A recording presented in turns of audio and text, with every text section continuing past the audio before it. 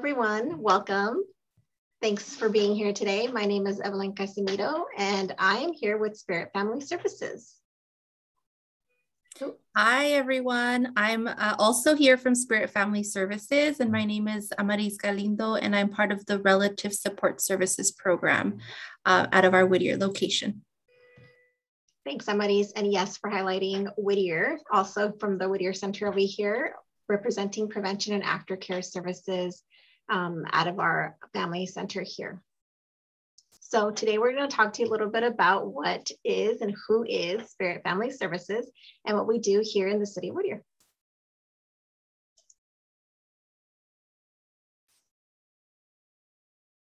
So if you all don't already know, you're more than welcome to always visit our website. It has all this information, more depth, but basically what we do here at SPIRITT Family Services is we thrive to empower families, improve health and well-being, and strengthen communities throughout all of the services that we provide at our agency.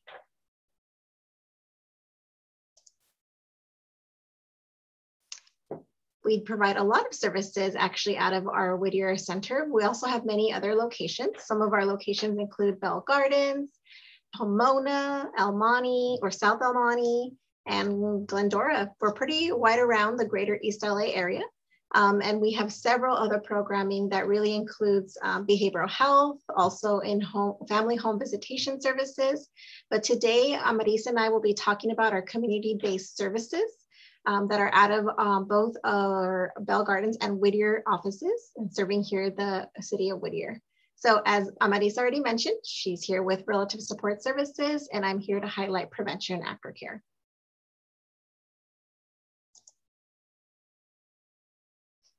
So the biggest highlight that we have here and what we do and our very much our mission says is we're here to prevent child abuse and neglect in the communities and all of the communities that we service, which is also here. And I can't highlight enough the beautiful city of Whittier. And so all of the services that we do really aim at reducing social isolation. Several studies show that in order to prevent child abuse and neglect and to make just families and communities a healthier place to be, connecting people to other people is a way to do that. And so we always thrive at reducing social isolation. We also always work at increasing access to resources, not only resources, but already existing resources in the community. So as a lot of studies as well show that if you know where to go when you're in need, if you know where to go for help, who to ask, the more healthy you are and the more your well-being is improved in your own community. We also work on strengthening economic development. That's a really fancy way of really just educating people on ways to stabilize their financial situations, but also very much related to increasing their access to resources that can really help them make sure that they've got some funds available when they're in need. And so all of these strategies, these are the three things that we really try to focus on in our communities to ensure that families are doing well.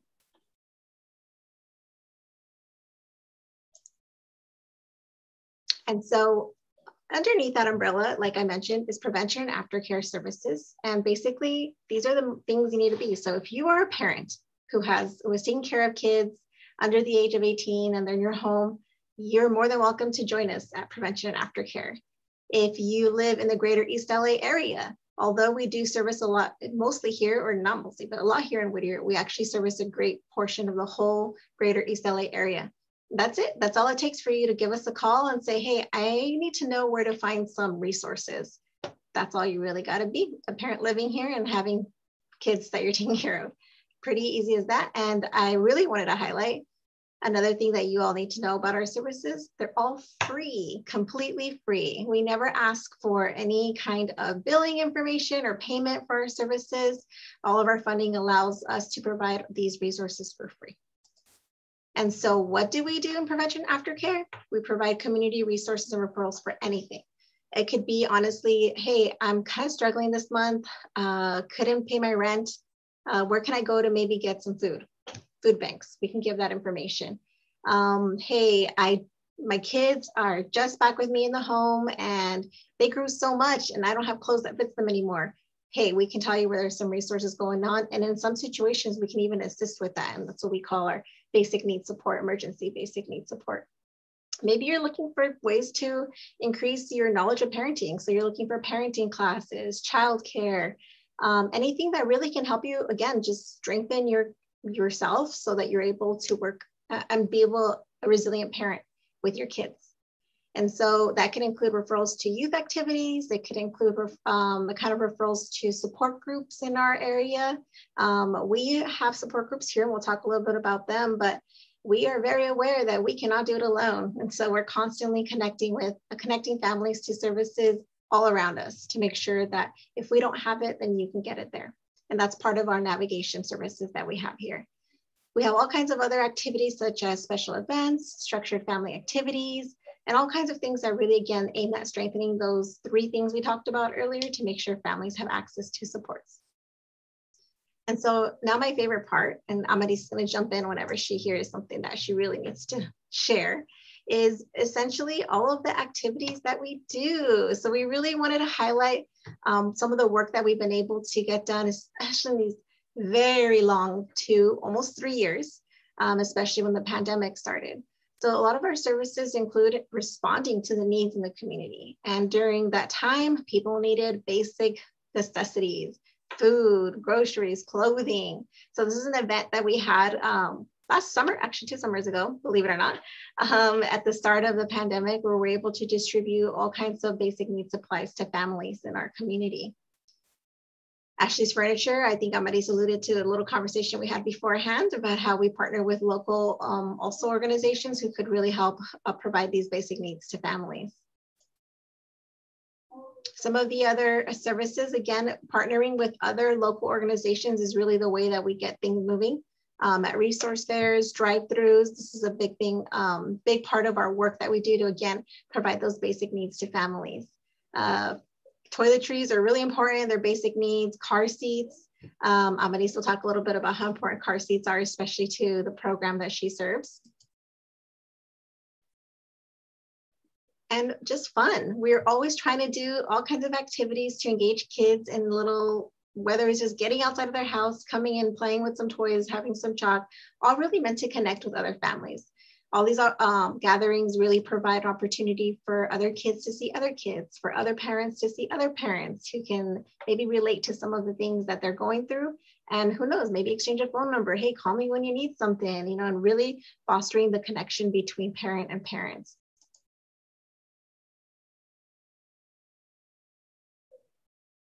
Here's a highlight of our most recent event, actually, and Children's Day is traditionally a very, it's celebrated in Latin America traditionally, but I think we see it all over our communities here in the greater East LA area.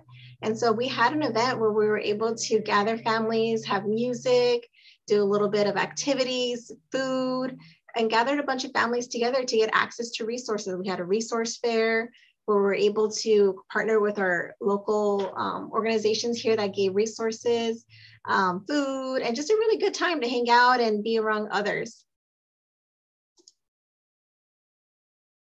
This is another example of another Children's Day we had the year before. I cannot believe how time has flown, but always providing opportunity for kids to have a good time. This one was in the middle of the summer, was not even the middle of the summer, but it felt like it. And we gave out ice cream and being able to connect families so that they have something to do outside of their home. Many people were isolated for a long time. And so it was a great opportunity to get things going. This was another activity we did during the pandemic. We all felt it, those pumpkin patches were closed. And not only were they closed to families, but all those vendors had all that supply that they really couldn't do much with. And so the pandemic did impact our communities in so many levels. And this was a great opportunity where we were able to partner with a local, business that had all these pumpkins that were going to go to waste because they didn't open their pumpkin patches that year. And we're able to bring them all over to our Whittier site and our Bar Garden site. And we're able to distribute pumpkins to families who drove by in their car, and also gave a photo op opportunity for families to be able to at least have a semi-experience of a pumpkin patch that year.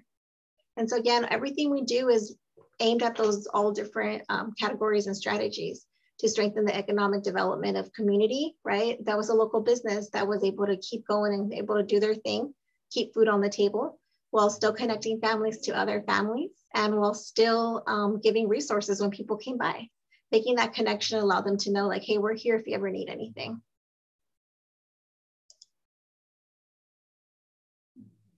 Another part of the services that we have here includes some of our youth activities. I wish we could tell you we have them all year long and that they're always happening, but it is definitely a balance in what we can do with the staffing that we have. And so this is just a great highlight of an opportunity where we're able to provide art classes to some youth.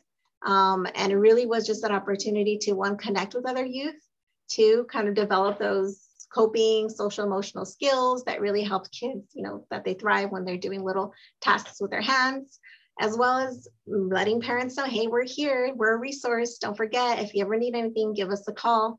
And that's a big part of what we strive to do here, as I keep saying, at our SPIRITT Family Services, and especially through our prevention and aftercare program.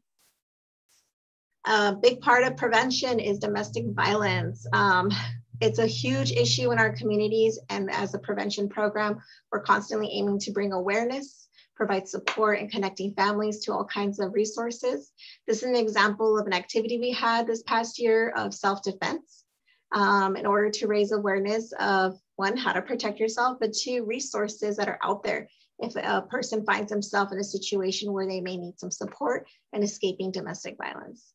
And so this is just a little example. We also hosted like a little vigil that month. October is Domestic Violence Awareness Month. And so those are the kinds of activities we try to have out in the community to bring awareness to not only the issue, but to the resources available.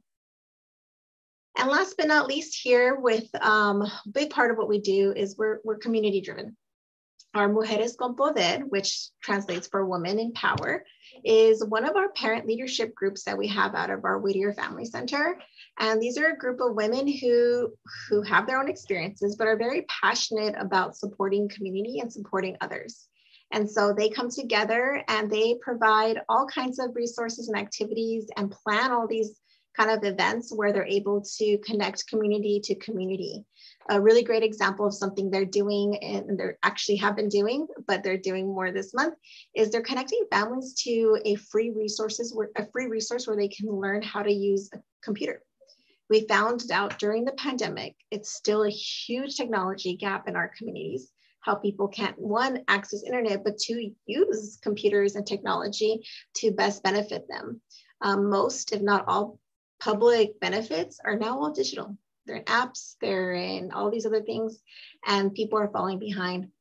And so in response to that, the Mujeres con Poder got together. They're working together with other organizations to make sure that that is something that is available to community. And so we don't do it alone. I wish I could sit here and say, yeah, we're awesome. Well, we are awesome, but we don't do it alone. We do it with the help of many, many, many stakeholders, including all our community partners here in our neighboring cities and in our neighboring CBOs, community-based organizations, but also with community. The parents and the youth even always contribute to the ideas and to the services that we provide here at SPIRITT through our prevention and aftercare program. So I can go on and on and on, but for the sake of time, this is just a quick highlight of the special activities, structured activities that we have here at SPIRITT Family Services. And again, all just to really aim that connectivity with others and making sure that people know where to go when they need help.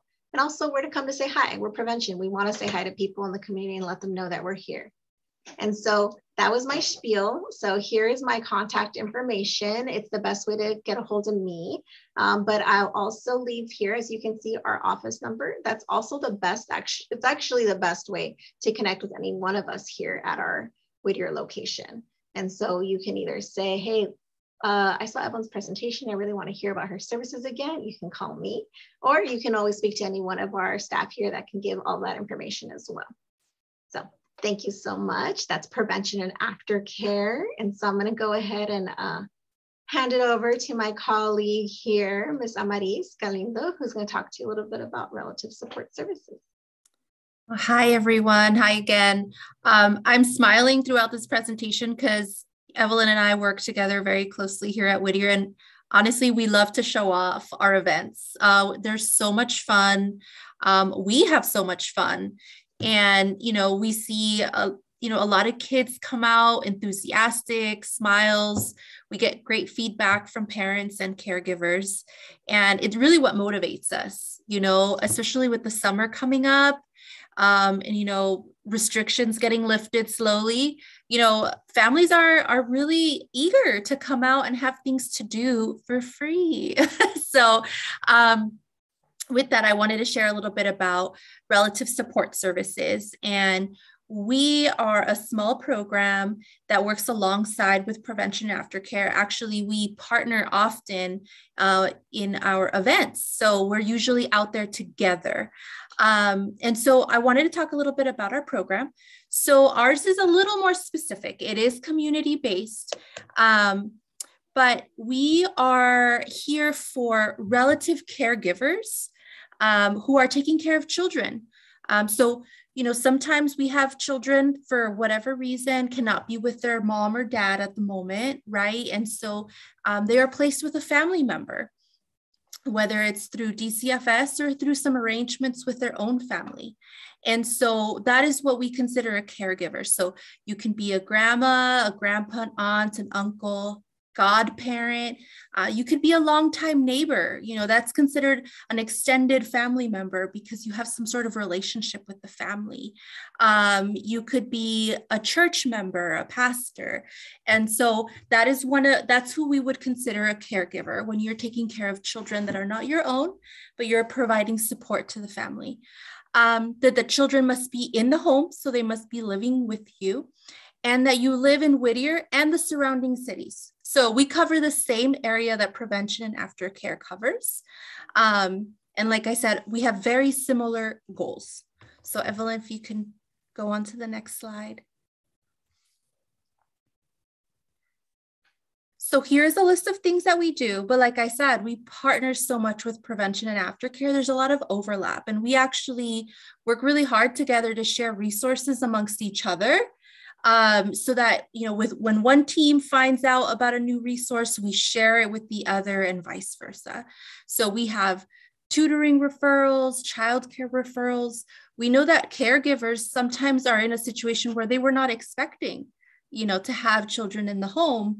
And so they may have had other plans. Maybe they were planning for retirement, maybe they had some other things going on. And so this can kind of take them by surprise. So as a caregiver, you may want to have more information about what's out there for you and the children in your care. So we have educational opportunities like the one that Evelyn mentioned. We have food and clothing referrals, food and hygiene product distributions. And we also do provide some assistance, economic assistance if needed in emergency situations. And we also help with DCFS, the Department of Child and Family Services. Sometimes it could be a little tricky. Sometimes it's a little new. Again, sometimes it can be very unexpected. But we're here to support you as the caregiver. So if there's any caregivers out there, I'm talking to you. We're here to support you and answer any questions that you might have, because trust me, it's normal to have a lot of questions. So yeah. So I like to highlight my caregivers from our support group. So we try and keep it fun. I know that there might be some heavy days, but there are also a lot of good days in being a caregiver. It's a big responsibility, but there's a lot of joy that comes with it, a lot of learning. And so we have a caregiver support group out of our Whittier office. It's in English. We also do have a Spanish one, but our English support group is the first and the third Wednesday of the month from 5 to 7:30. And what we do is we gather together, we sip some tea or coffee, we have some pastries, and we have caregivers just talk about their experiences, about what they're going through. It's kind of like take a penny, leave a penny, right? We have caregivers, they come and they bring great resources and just want to share with the group because they know, hey, I know other caregivers might need this. And then on some days they might come to the group and say, hey, I really need to take a resource. I need that penny. I need information. Is there anyone in this group that could really give me guidance on things like, getting the kids into school, getting them enrolled into therapy, what after school programs are out there, what summer programs are out there for free or low cost. And so, the group really focuses on whatever is currently going on for the group that's there. It's confidential, it's free. Again, like Evelyn mentioned, those social connections are so important. We don't want families to feel isolated, because sometimes caregivers can feel like they're the only ones going through this. But we have a great support group here, a great network opportunity for all of you, for you caregivers. And it's a good opportunity to learn more about child development and the concrete support that's out there. So I wanted to show off that we did an activity of what it means to be a caregiver. And we have a really artistic bunch, it was a really nice self-care activity that we did. And they all like to show it off, and we like to show it off. If you come into our building, we like to put our artwork on display and show off the great work that our caregivers do. And like I said earlier, we love to show off all of our events. We're big on food here. We love to get together. We like to brunch, we like to dinner, we like to do all those things. So on the left, to my left, we had a tea party. So, we had a tea party. We got some really nice flowers. We put on some hats, and we just drank tea and talked. Sometimes when we say support group, people think that, you have to overshare, or you have to tell people your life story. And sometimes it's just being around other people that just get it. Right? Some of the difficulties of being a caregiver, again, it's all new. So the tea party was a great success. And guess what? We also do candies. We did some candy making activities during our Halloween time. Our caregivers were able to make candy for the kids in their home, for their own children, because again, caregivers also have their own children in the home sometimes, and so that could be hard to balance. And again, which is why we need that support, right? So candy making is something we did. And then potlucks. Who doesn't like a good potluck? So you can see in this picture, someone brought some greens. There was some really good mac and cheese that day. There was ham, there was fried chicken. Again, we really like to eat here. So again, this is a great opportunity to find support and share experiences and have activities and outings. And it also gives you a little bit of a break. If you're a caregiver and you just need a breather, we do offer childcare during our support groups so that you can just get that breather, have someone to talk to, knowing that the kids are safe with us doing other activities. So, these are some fun pictures that we have. And like I mentioned, there's a lot of overlap of what we do. We do Zumba. Again, we don't hold it year round, but we do it when we can, right? So the Mujeres con Poder, actually, that Evelyn mentioned, they were great leaders in getting this Zumba going in the parking lot. I am in these pictures and I'll say it's quite the workout. We had them around 8 a.m. in the parking lot here in our Whittier parking lot. We have great number of people show up.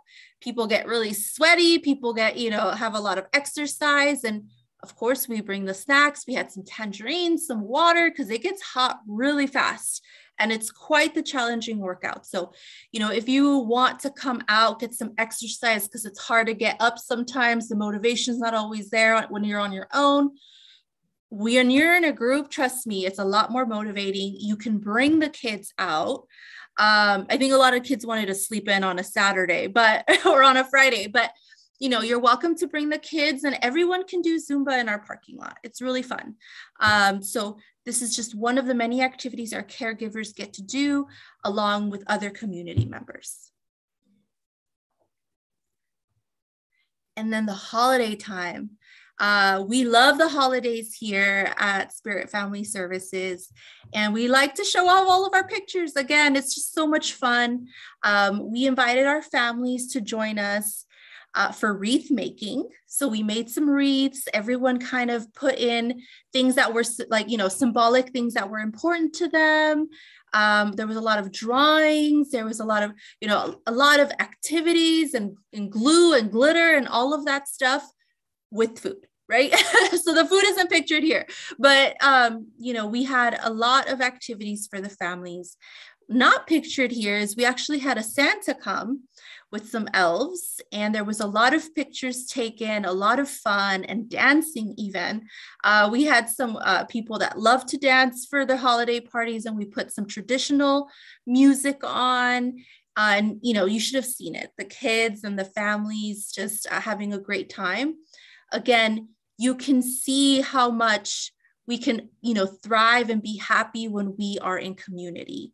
We know that COVID-19 pandemic has really impacted families in their ability to connect with others, to feel like they are a part of the community, and to just know where to go if they are in need. So these are some pictures from that day. Again, with the food. So we have dinner with family. So one of these really cool activities that we do is we promote family time, and we know that all families look different. It can be composed of several generations in one home, extended relatives. And so what we did is we had families come and pick up a pre-prepared baggie with food, and we encouraged them to take it home, to cook as a family, so cooking together and sitting together as a family and just having some time with one another, sharing their day, talking about their favorite things, and of course, sending us pictures. That's what we love, because again, we love to show it off. So here are some pictures from some of the families, some of the kids, some of them being really funny, and some of them, cooking. So again, these are some of the things that we try and hold throughout the year. And guess what? There's no catch. It's free. I mean, sometimes we tell people and they're like, okay, well, but what else? Like what's to it? And there's no catch. We really want you to know, we're here for you when you need us, because there's nothing more stressful than being in a stressful situation, which we all come across, right? And not knowing who to go to. The biggest difference is, hey, when I'm in a tough situation, at least I know who to go to, who might be able to help me. And that also relieves a lot of the stress.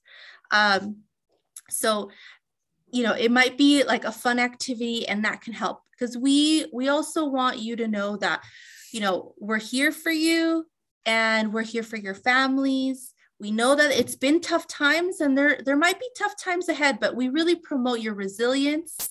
We acknowledge that it's not easy out there, So if you need us, please give us a call. Again, I'm at the same Whittier office as Evelyn is. So that's the office number there. My cell phone, that is my work cell phone. You can give me a call if you have any questions, if you're a caregiver or you know of a caregiver, and you kind of just want, to know, what's out there and available for you as a caregiver. You're welcome to give me a call or email me. I try my best to answer emails as, within 24 hours. But here's my information. And I think that's it for me. I think I would be remorse if I didn't take this opportunity to share and invite everyone who's joining us today. An event that we have coming up, again, like Amaris mentioned, it's definitely a partnership. We always do everything as much as we can together to ensure that all families in our community are getting access to these resources. And so we have a special invitation to all of you watching to join us for our annual parent conference. We typically have it every year, and this is the first time in a really long time that we're having it in person. And not only is it in person, but it's celebrating Spirit's 50th anniversary. Spirit turned 50 years old this year in April. And so we are really excited that we've been able to serve community for that long. And so we're inviting all families to join us at the DoubleTree in Rosemead. It's actually right at the center of where we, like I kind of mentioned, all those other areas we cover. And so it's a great way that our agency can really join all of the communities and the families that we serve. There's going to be speakers focused on resiliency and social connections, which is what the committee, which is actually parent-led. This is a conference that is being very much developed by parents in the community who just said these are the topics we think people really need to hear. And so there'll be really great raffles, and like Amari said, food is always a big part of our culture here. And so please scan the QR code, call us if you want to register. But everyone here, please, you're more than welcome to join us. Well, thank you so much for coming out. Oh, did you? Yeah, thank you. I thought you stopped the recording, Rachel. So yeah, thank you so much, Evelyn and Amaris, for coming out and sharing about SPIRITT Family Services with us. If you have completed watching this, and we are posting on YouTube, so if you are watching this on YouTube, please take a moment just to fill out our survey link that we will drop in the description of the YouTube video. And yeah, we are looking forward to be featuring another organization next week on Wednesday, Whittier First Day, which provides services to adults experiencing homelessness. So please feel free to tune in next week as well. But I know I'm excited for this parent conference. Between the food, and I heard some really cool raffle prizes, I got to go out. So thank you both so much for being out here with us this evening. Thank you for having us.